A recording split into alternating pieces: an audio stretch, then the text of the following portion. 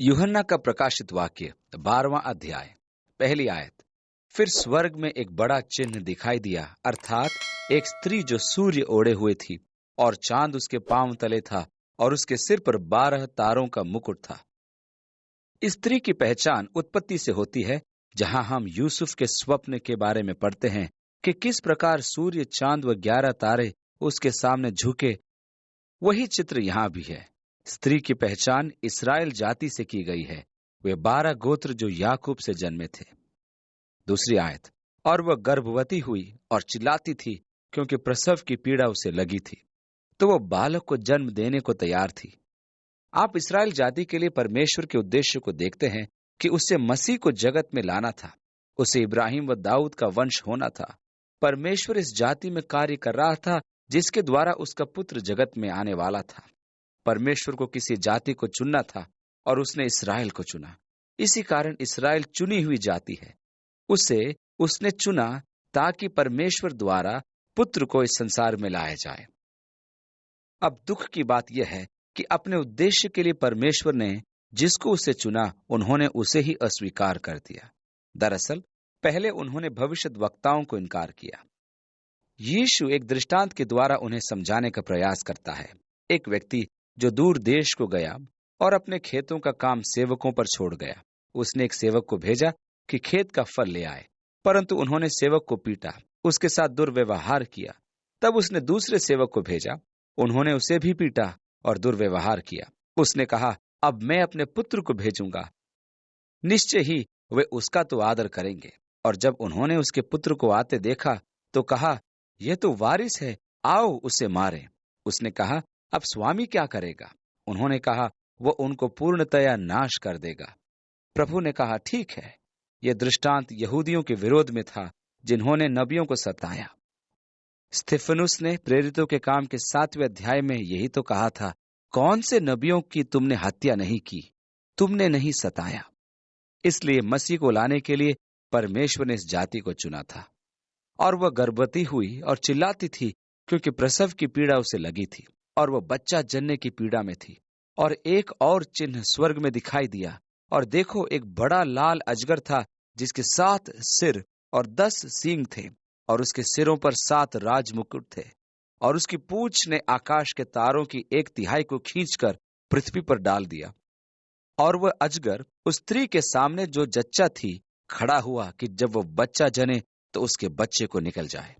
वह स्त्री जो इज़राइल के मसीहा को लाने वाली है, उसके जन्म लेते ही शैतान उसे नाश करने पर तैयार है। हाँ, जन्म लेते ही। आपको हेरोदेस के बारे में याद होगा। जब ज्ञानी पूछते पूछते उसके पास आए कि राजा का जन्म कहाँ हुआ है, तो हेरोदेस ने खुद उन ज्ञानियों से पूछा। उन्होंने कहा, बैतलहम।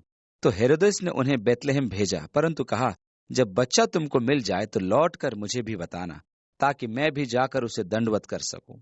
हेरोदेस डरा हुआ था कि कोई उसका राज्य छीन न ले। इसी भय के कारण उसने अपनी पत्नी की हत्या की, अपने पुत्रों को मरवा डाला। हेरोदेस पागल था। वह सोचता था लोग उसका सिंहासन लेने के लिए कुछ भी षड्यंत्र बना सकते हैं। हेरोदेस ने जब यीशु के जन्म के विषय में सुना तो उसको डर लगा। इसलिए उसने ज्ञानियों से कहा कि वे वापस आकर उसे अवश्य बताएं। उसकी इच्छा थी कि वह बच्चे की हत्या करवा दे। और जब वे ज्ञानी नहीं लौटे तो उसने आज्ञा दी कि बैतलहम क्षेत्र के सब 2-2 साल तक के बच्चों की हत्या करवा दी जाए। अजगर बालक के जन्म लेते ही उसे निगल जाने को तैयार था। यहाँ शैतान एक साथ एक रुचिकर बात है। स्वर्ग के सितारे, स्वर्गदूतों को कई बार तारे कहा जाता है। शैतान के साथ 1/3 स्वर्गदूतों ने विद्रोह किया था। मैं विश्वास करता हूं कि उच्चतम क्रम में 3 स्वर्गदूतों की सृष्टि की गई है, जो मुख्य स्वर्गदूत कहलाते थे। वह करूब श्रेणी के स्वर्गदूत थे, जो लूसीफर के अधीन थे। जब उसने परमेश्वर से विद्रोह किया तो वे भी उसमें शामिल हुए। शैतान ने अपनी पूंछ से 1/3 सितारे स्वर्ग से गिरा दिए। इतिहास से पहले यह कब हुआ हम नहीं जानते। जगत की उत्पत्ति से पहले बेशक इन स्वर्गदूतों द्वारा ही विद्रोह हुआ था। विद्रोह से पहले शैतान एक आदर्श स्वर्गदूत था। यहेजकेल कहता है, वो बुद्धि, सुंदरता तथा हर बात में सिद्ध था, जब तक कि उसमें अधर्म न पाया गया। यशायाह बताता है कि अहंकार ने उसके दिल को भर दिया। उसने कहा, तू मन में कहता तो यह था कि मैं स्वर्ग पर चढ़ूंगा, मैं अपने सिंहासन को ईश्वर के तारागणों से अधिक ऊंचा करूंगा और उत्तर दिशा के छोर पर सभा के पर्वत पर विराजूंगा। मैं मेघों से भी ऊंचे स्थानों के ऊपर चढ़ूंगा और परम प्रधान के तुल्य हो जाऊंगा। एक समय आएगा जब आप शैतान को देखेंगे और आपको विस्मय होगा। आप कहेंगे, क्या ये वही है जिसने इतनी परेशानी पैदा करी? यह एक और घटना जो स्वर्ग में हुई। उस लाल अजगर के 7 सिर व 10 सींग थे तथा 7 मुकुट उसके सिर पर थे। हमें मसीह विरोधी का विवरण याद दिलाया गया है, जो शैतान का दैहिक रूप है। अपनी पूंछ से उसने 1/3 तारों को गिरा दिया। 5वीं आयत। और वो बेटा जनी जो लोहे का दंड लिए हुए सब जातियों पर राज करने पर था, और उसका बच्चा एकाएक परमेश्वर के पास और उसके सिंहासन के पास उठाकर पहुंचा दिया गया। जब यीशु अपने राज्य की स्थापना करने आएगा तो वह लोहे के राज दंड से राज्य करेगा, और बच्चा एकाएक परमेश्वर के पास और उसके सिंहासन के पास उठाकर पहुंचा दिया गया। और इस समय वो वहां है। यीशु स्वर्ग में उठा लिया गया है, उसका स्वर्गारोहण हुआ है। सुसमाचारों में इसका वर्णन हमें मिलता है, और अब वो वहां सिंहासन पर बैठा है अपने पिता के प्रतीक्षा में कि वह सब कुछ उसके अधीन करे। जब उस स्त्री ने बच्चे को जन्म दिया तो वह परमेश्वर के पास उसके सिंहासन पर पहुंचा दिया गया। अब हम भविष्य में चलते हैं और 6ठी आयत में, और वह स्त्री उस जंगल को भाग गई जहां परमेश्वर की ओर से उसके लिए एक जगह तैयार की गई थी कि वहां 1260 दिन तक पाली जाए।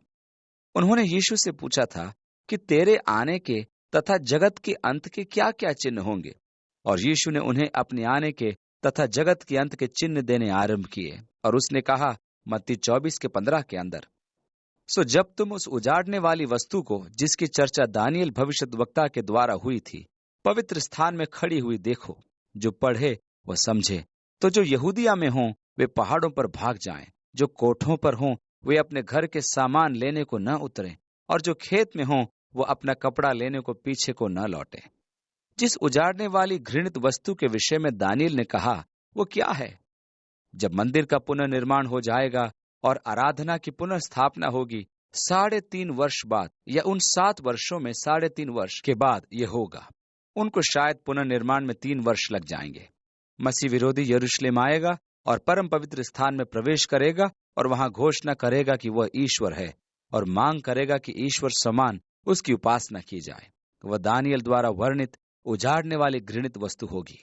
यीशु ने कहा, जब तुम उजाड़ने वाली घृणित वस्तु को, जिसके विषय में दानियेल भविष्यद्वक्ता ने बताया कि पवित्र स्थान में होगी, तो जो पढ़े वह समझे भी।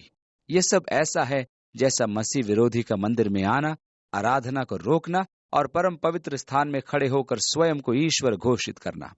उस समय के लिए यीशु ने कहा कि भाग जाना और किसी वस्तु के लिए न रुकना, वहां से निकल जाना।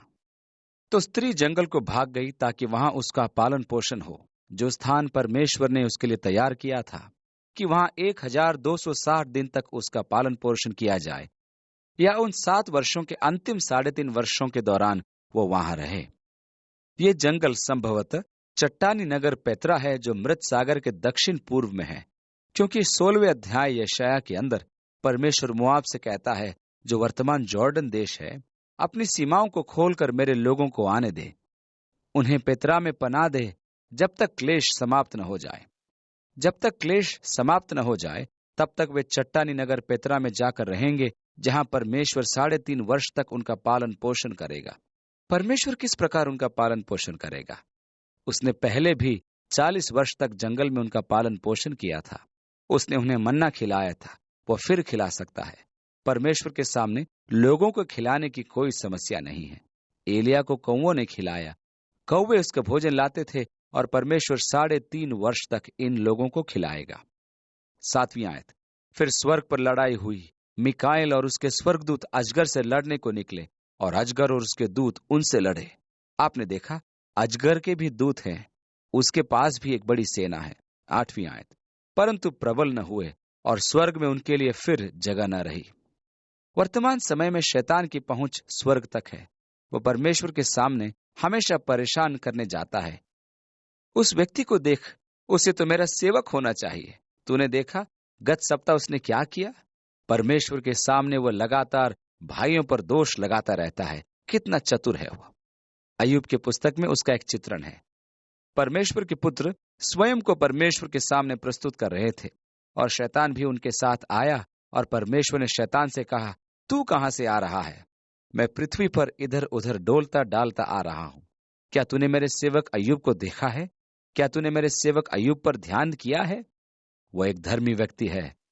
वह मुझसे प्रेम और दुष्टता से घृणा करता है। शैतान जवाब में कहता है, मैंने उसके चरित्र को देखा है और यह भी कि तूने उसको कितनी आशीषें दी हैं। तूने उसे वह सब दिया है जिसकी किसी मनुष्य को आवश्यकता हो सकती है। यदि तू इस प्रकार आशीष देगा तो कौन तेरी आराधना न करेगा? मुझे अनुमति दे कि उसकी वह संपदा जो तूने उसे दी है मैं ले लूं और फिर वह तेरे मुंह पर तुझे कोसेगा। उसने अय्यूब पर दोष लगाया कि वह तो केवल लाभ के लिए सेवा करता है। परमेश्वर ने कहा, ठीक है, मैं अनुमति देता हूं, परंतु उसको स्पर्श न करना। तू चाहे तो उसे कंगाल भी कर दे। आप पूरी कहानी जानते हैं। और शैतान ने सब प्रयास किए कि अय्यूब को निराश करें, परंतु अय्यूब ने परमेश्वर को नहीं कोसा और भूमि पर गिरकर परमेश्वर की आराधना करी। परंतु शैतान भाइयों पर दोष लगाता है। यही कार्य वो यहां कर रहा है। उसकी स्वर्ग तक पहुंच है, परंतु शीघ्र ही उसे परास्त कर दिया जाएगा। मिकाएल और उसके स्वर्गदूत उससे लड़कर उस पर प्रबल होंगे और उसे निकाल देंगे। वो बड़ा अजगर अर्थात वही पुराना सांप जो इब्लीस और शैतान कहलाता है और सारे संसार का भरमाने वाला है। वह कैसे भरमाने वाला है? क्योंकि मनुष्य सत्य को नहीं चाहता और परमेश्वर उसे मनुष्य को भरमाने की अनुमति देता है। आप सत्य पर विश्वास करना नहीं चाहते तो न करें। परमेश्वर आपको कहानियों पर विश्वास करने देगा। आप विश्वास नहीं करना चाहते कि परमेश्वर ने सृष्टि की? आप विश्वास नहीं करना चाहते कि परमेश्वर ने आपकी आंखों को महिमापूर्ण तरीके से बनाया? क्या आप ये विश्वास करना नहीं चाहते कि यह उसकी सृष्टि है? यदि कोई सत्य पर विश्वास नहीं करता तो परमेश्वर उन्हें झूठ पर विश्वास करने देता है, चाहे वह कैसा भी हो। रोमियो के 14वें अध्याय के अंदर लिखा है, क्योंकि उन्होंने परमेश्वर की सच्चाई को बदलकर झूठ बना डाला और सृष्टि की उपासना व सेवा की, न कि उस सृजनहार की जो सदा धन्य है। और जब उन्होंने ईश्वर को न पहचाना तब परमेश्वर ने उन्हें उनके निकम्मेपन पर छोड़ दिया कि वे अनुचित काम करें। वे सत्य के बदले झूठ पर विश्वास करते हैं। आप परमेश्वर को अपने मन में रखना नहीं चाहते तो परमेश्वर आपको अपने मन पर छोड़ देगा। आप सत्य पर विश्वास नहीं करते तो परमेश्वर आपको झूठ पर विश्वास करने देगा। आप पढ़ते हैं कि मसीह विरोधी विश्वासी लोगों को भरमाएंगे और जो सत्य पर विश्वास करना नहीं चाहते वे मसीह विरोधी के बड़े झूठ पर विश्वास करेंगे। यीशु ने कहा, मैं अपने पिता के नाम से आया और तुमने मुझे ग्रहण न किया। एक अपने ही नाम से आएगा और उसे तुम ग्रहण करोगे। आप सत्य को ग्रहण करना नहीं चाहते तो स्वाभाविक है कि आप भरमाने वाले के धोखे में आएंगे जिसने सारे जगत को भरमाया है। निश्चय ही शैतान आपको भरमा रहा है कि आप परमेश्वर से फिर जाएं तथा उस सत्य व परमेश्वर के प्रेम से भी जो मसीह से आपको मिला है। 9वीं आयत से आगे, पृथ्वी पर गिरा दिया गया और उसके दूत उसके साथ गिरा दिए गए। पर मैंने स्वर्ग पर यह बड़ा शब्द आते सुना कि हमारे परमेश्वर का उद्धार और सामर्थ और राज्य और उसके मसीह का अधिकार प्रकट हुआ है, क्योंकि हमारे भाइयों पर दोष लगाने वाला जो एक दिन हमारे परमेश्वर के सामने उन पर दोष लगाया करता था, गिरा दिया गया। वह निरंतर हम पर दोष लगाता था।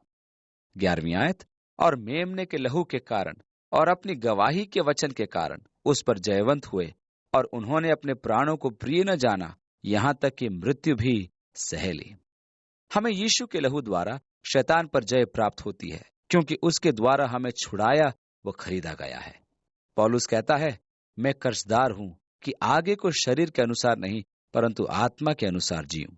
क्या तुम नहीं जानते कि तुम्हारी देह पवित्र आत्मा का मंदिर है जो तुम में बसा हुआ है और तुम्हें परमेश्वर की ओर से मिला है और तुम अपने नहीं हो। यह आयत 1 कुरिन्थियों के 6 अध्याय की 19वीं आयत से ली गई। पुराना स्वभाव, पुराना जीवन निस्सार था, वो मर गया। उसे हम मरा समझते हैं ताकि मसीह के साथ आत्मा में नया जीवन जिए। हमारी गवाही है कि छुटकारा यीशु के लहू के द्वारा है। नया जीवन, नया स्वभाव हमें उसमें मिलता है। मेमने के लहू के द्वारा छुड़ाए जाकर छुटकारे के साक्षी द्वारा हम शैतान पर जय पाते हैं। 12वीं आयत, इस कारण हे स्वर्गों और उनमें के रहने वालों मगन हो, हे पृथ्वी और समुद्र तुम पर हाय, क्योंकि शैतान बड़े क्रोध के साथ तुम्हारे पास उतर आया है, क्योंकि जानता है कि उसका थोड़ा ही समय बाकी है। केवल 5.5 वर्ष बाद उसे जंजीर से बांधकर अथाह कुंड में डाला जाएगा। तो वह बहुत क्रोध में है, क्योंकि वह हार गया है, और वह अपना क्रोध पृथ्वी के रहने वालों पर उतारेगा। तो जब अजगर ने देखा कि उसको पृथ्वी पर पटक दिया गया है, उसने स्त्री या इस्राएल को सताया। इस्राएल को फिर सताव सहना होगा। यही कारण है कि इतिहास में इन लोगों ने इतना सताव सहा। स्पेन में अपने विश्वास के कारण सताव, हिटलर द्वारा नरसंहार, रूस में सताव आदि उनका कष्टदायी भाग रहा है। लोग उनसे घृणा करते हैं। उन्हें यह नहीं मालूम कि वे क्यों उनसे घृणा करते हैं। यहूदी विरोध दुष्टता है, परंतु वह इतना फैला हुआ है कि आप उसकी कल्पना भी नहीं कर सकते हैं। दुख की बात तो यह है कि उन्हें अभी और सताव से गुजरना है। शैतान उस स्त्री को सताएगा जिसने उस बच्चे को जन्म दिया। 13वीं आयत से आगे, और जब अजगर ने देखा कि मैं पृथ्वी पर गिरा दिया गया हूं, तो उस स्त्री को जो बेटा जनी थी सताया, और उस स्त्री को बड़े उकाब के से पंख दिए गए कि सांप के सामने से उड़कर जंगल में उस जगह पहुंच जाए जहां वह एक समय और समयों और आधे समय तक पाली जाए। समय 1 वर्ष है, समयों 2 वर्ष और आधा समय आधा वर्ष होगा, अर्थात 3.5 वर्ष या 1260 दिन। और सांप ने उस स्त्री के पीछे अपने मुंह से नदी की नाई पानी बहाया कि उसे इस नदी से बहा दे, परंतु पृथ्वी ने उस स्त्री की सहायता की और अपना मुंह खोलकर उस नदी को जो अजगर ने अपने मुंह खोलकर बहाई थी पी लिया। वह सेना जो इस्राएल के पीछे होगी वो पृथ्वी में समा जाएगी और नाश हो जाएगी। मूसा के समय जब कोरह ने विद्रोह किया और कहा कि तूने अपने भाई को बलिदान चढ़ाने वाला बना दिया, हारून के समान हमारा भी अधिकार है, क्योंकि हम भी लेवी हैं। मूसा ने उनकी लाठियों को परमेश्वर के सामने रख दिया, और अगले दिन हारून की लाठी में कलियां निकल आईं और कहा, ठीक है कोरह, तू और तेरे लोग वहां खड़े हो जाओ। यदि परमेश्वर हम सब में है तो पृथ्वी मुंह खोलकर तुम्हें निगल ले। दरअसल यरदन की घाटी, जिसका मृत सागर एक भाग है और पेत्रा नगर इसके दूसरी ओर है, और कहा जाता है कि वहां एक बड़े भूइंडोल के कारण दरार हुई थी, और वह संसार की सबसे बड़ी दरार है। मृत सागर समुद्र सतह से 1300 फीट नीचे है, और उसको बड़ी अफ्रीकी दरार कहा जाता है।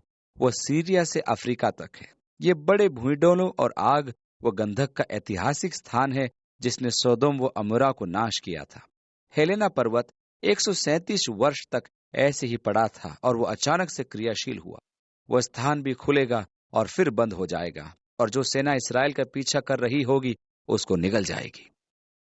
17वीं आयत, और अजगर स्त्री पर क्रोधित हुआ और उसकी शेष संतान से, जो परमेश्वर की आज्ञाओं को मानते और यीशु की गवाही देने पर स्थिर है, लड़ने को गया, और वह समुद्र के बालू पर जा खड़ा हुआ। जब हम 13वें अध्याय में जाएंगे तो हम मसीह विरोधी की ऐतिहासिक पृष्ठभूमि को देखेंगे। तब हम उस व्यक्ति पर एक दृष्टि डालेंगे जो मेरा विश्वास है कि वह आज इस पृथ्वी पर जीवित है। वह अधिकार लेने वाला है, परंतु कलीसिया की उपस्थिति उसे रोके रखी है। वह अपने राज्य की स्थापना करेगा। पृथ्वी पर राज्य करने के लिए वह तैयारी कर रहा है। आज भी वह संसार की राजनीति से संबंधित है। मैं नहीं जानता कि वह कौन है, अंदाजा भी नहीं लगाया जा सकता, परंतु मेरा विश्वास है कि हम उस समय पर हैं कि जब वो उपस्थित है, और शायद विश्व राजनीति से पूर्णतः संबंध है, और कलीसिया के जाने के बाद शीघ्र ही वह अधिकार लेगा। उसके विषय में हम अगले अध्याय में देखेंगे। काश परमेश्वर आपके साथ हो और आप उसकी उपस्थिति व संगति का आनंद लें। वो आपके साथ चलता है। परमेश्वर आपके आंतरिक व्यक्ति को शक्ति व सामर्थ्य दे। वह आपकी सहायता करे और आप समझने पाएं कि परमेश्वर आपसे कितना प्रेम करता है और वह एक एक की कितनी चिंता करता है। आप यीशु मसीह के साथ एक नए प्रेम से समृद्ध संबंध में बंध जाएं। आपको उसकी परिपूर्णता का धन मिले। प्रभु आपकी रक्षा करे और आपकी सुधि ले। यीशु के नाम में आमीन।